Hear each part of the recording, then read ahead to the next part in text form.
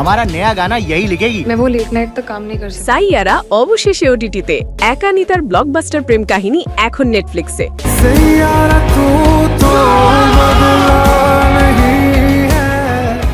ভালোবাসা, কষ্ট আর সঙ্গীতের মেলবন্ধনে গড়া এমন একটি সিনেমা যা কাঁদিয়েছে লাখো দর্শককে। মোহিত সুরির নির্মাণে বছরের সবচেয়ে আলোচিত সিনেমা সাইয়ারা এবার চলে এসেছে ওটিটিতে। দর্শকদের দীর্ঘ অপেক্ষার অবসান ঘটিয়ে অবশেষে 11 সেপ্টেম্বর রাত থেকে এটি স্ট্রিম হচ্ছে নেটফ্লিক্সে।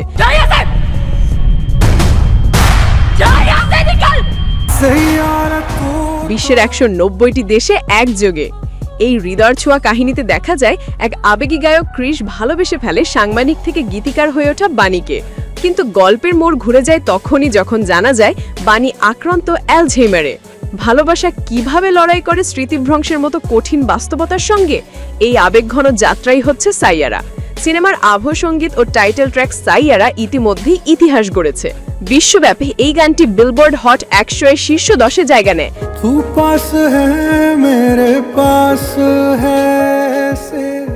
যা ভারতীয় সিনেমার গানের জন্য এক বিশাল অর্জন।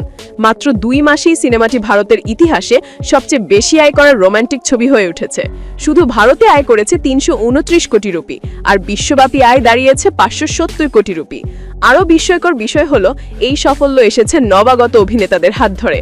পরিচালক মোহিত সুরি বলেন, সাইয়ারা সবসময় আমার কাছে বিশেষ থাকবে। এবার আরও বহু দর্শক এই হৃদয় ভাঙা প্রেম কাহিনী উপভোগ করবেন নেটফ্লিক্সে।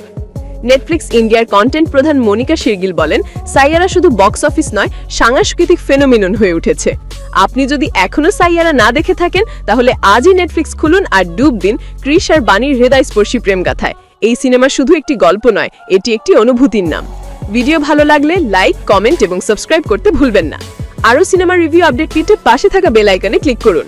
हाय मैं मर ही जाऊं जो तुझको ना पाऊं बातों में तेरे